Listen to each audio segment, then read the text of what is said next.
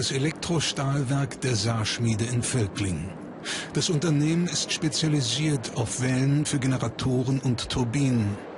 Die letzten Vorbereitungen vor dem Abstich. Der flüssige Stahl im Elektroschmelzofen ist jetzt über 1700 Grad Celsius heiß. Tonnenweise schießt die glühende Masse in die Pfanne. Die genaue Mischung ist Betriebsgeheimnis. Aus der Pfanne fließt der kochende Stahl in die Gussform. Nach dem Abkühlen wandert der Rohling in den sogenannten Herdwagenofen. Diese gigantischen Öfen verbrauchen am Tag so viel Heizgas wie eine Kleinstadt. Rutscht solch ein glühender Brocken aus den Greifern des Krans, entsteht in der Halle ein Millionenschaden. Dementsprechend vorsichtig arbeitet der Kranführer. Das Werk in Völklingen hat die modernste Freiformschmiede der Welt. Die Backen des Greifers und die Kette des Krans können Werkstücke bis zu 165 Tonnen Gewicht bewegen.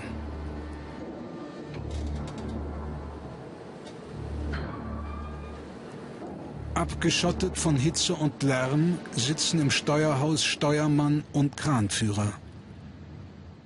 Das ist der Schmiedeplan für die große Generatorenwelle. Über eine ganze Woche zieht sich der Arbeitsgang. Zunächst formt die Presse einen Zapfen, an dem sich der Rohling besser packen lässt.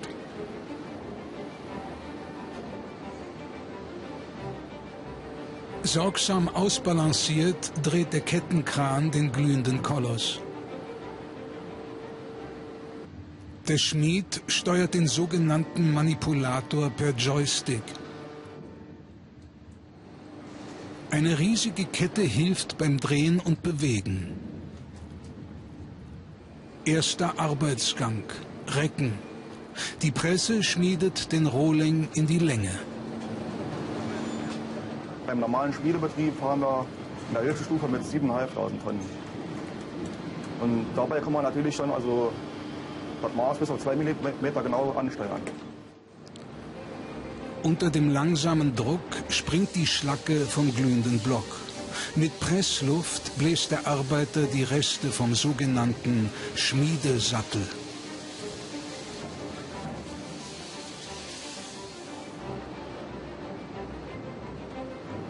Durch das Pressen verdichtet sich die innere Struktur des Stahls, vergleichbar mit dem Kneten eines Teigs.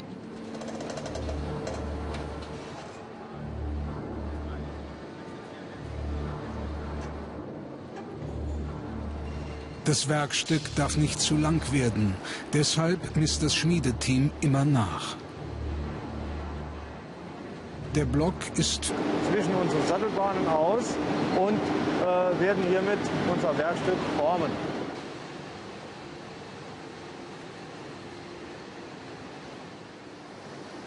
Schmieden und erhitzen. Dieser Vorgang wiederholt sich mehrmals. Das verdichtet den Stahl und ist entscheidend für die Qualität der Generatorenwelle.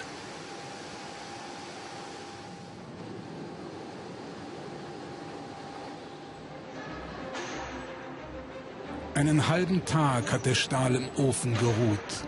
Der Kran holt jetzt das tonnenschwere Werkstück vom Herdwagen. Der nächste Arbeitsgang steht bevor, das sogenannte Stauchen. Diesmal stellt der Kranführer den Block senkrecht.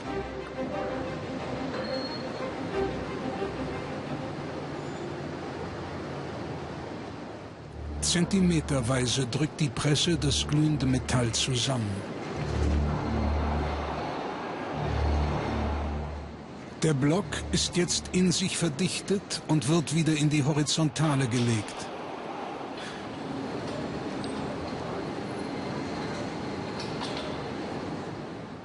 Währenddessen richtet das Schmiedeteam die Werkzeuge für das zweite Recken ein.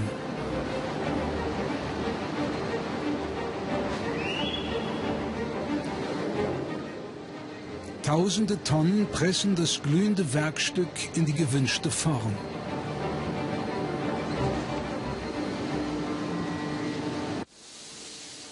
Jetzt kommt die Produktion in die entscheidende Phase. Der Kettenkran muss den glühenden Koloss sichern und stützen.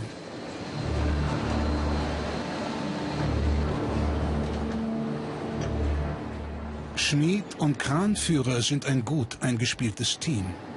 In vielen Fällen reicht der Manipulator nicht aus. Dann muss man sich den Schmiedekran zur Hilfe nehmen, weil die Werkstücke einfach in der Länge zu lang werden und der Schmiedekran vorn dazu dient, die Werkstücke gerade zu halten, da sonst das Werkstück abknicken kann. Nächster Schritt. Der Arbeiter schmilzt mit Sauerstoff die Risse im Stahl aus.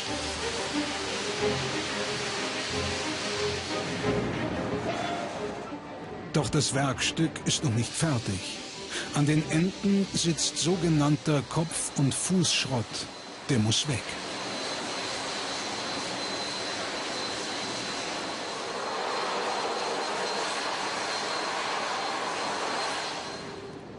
Die Reststücke wandern wieder in den Schmelzofen. Die Welle selbst bekommt noch einmal Hitze. Dann der entscheidende Arbeitsgang, das Härten im Wasserbad.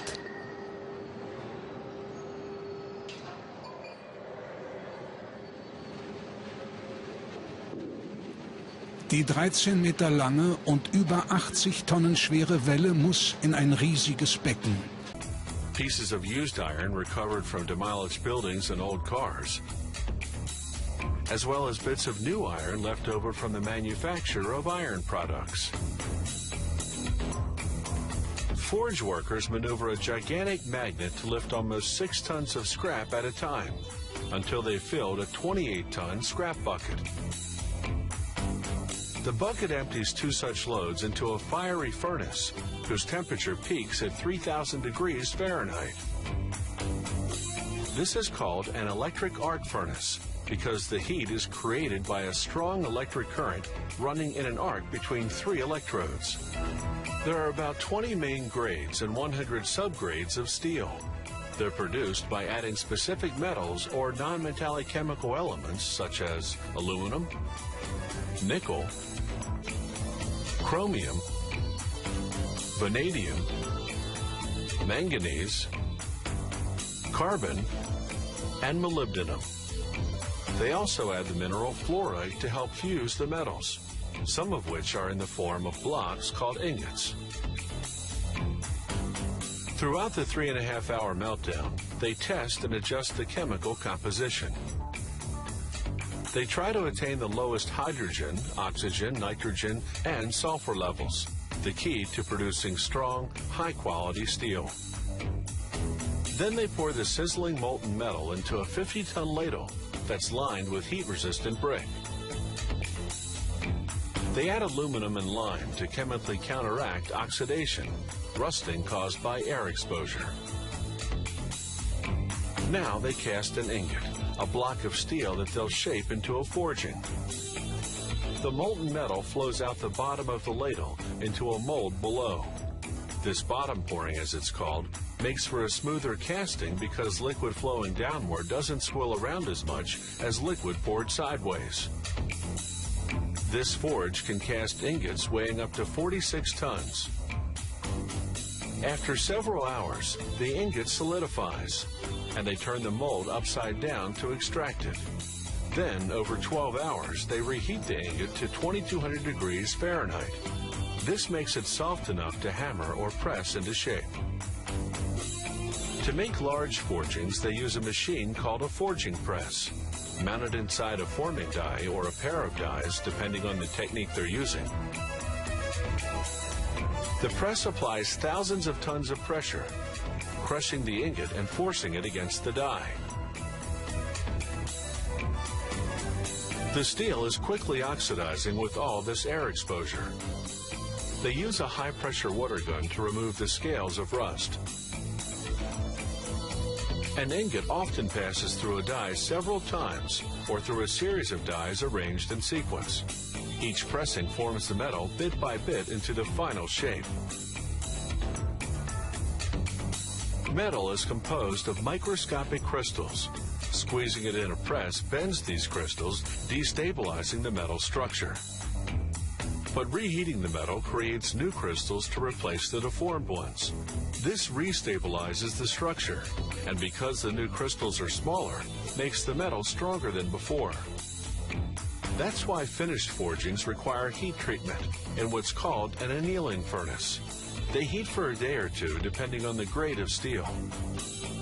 Then they soak in a water and chemical bath for about 5 hours. This strengthens the steel even more. Finally, workers mount the steel forgings on lathes and milling machines. They remove the rust scales that form during heat treatment, then precision machine the forgings into what the client ordered. Usually industrial parts such as rotors, spindles, and shafts. Many factories prefer to buy forgings in the shape of blocks or bars and machine the parts themselves.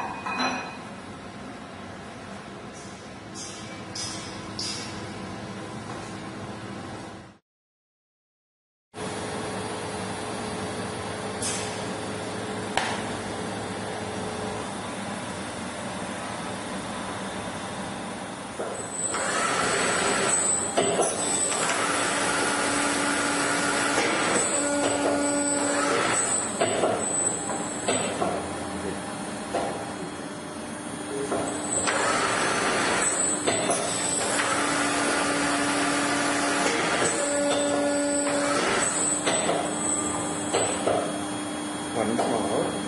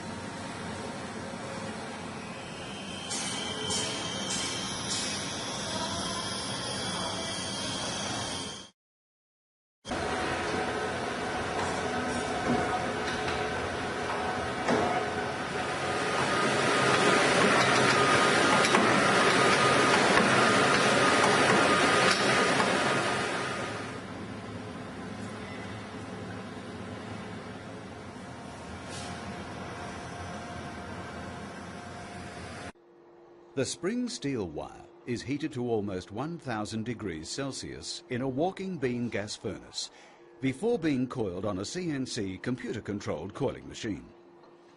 Hot coiling produces consistent results in the finished spring. After coiling, the spring is transferred to a quenching tank, which hardens the spring for strength. The oil in the quenching tank is circulated and cooled to prevent hot spots forming on the surface of the coil as it quenches. From the quenching tank, the coil travels by conveyor chain into the tempering furnace, where it's tempered at over 400 degrees Celsius for approximately 20 minutes. The tempering process reduces brittleness and improves elasticity. After tempering, if the design requires it, the coil ends are ground flat on an automated grinding machine. From here, the coils are placed in a shot peener, where they are bombarded at high speed with hardened steel shot. The shot peening stress relieves the surface of the wire.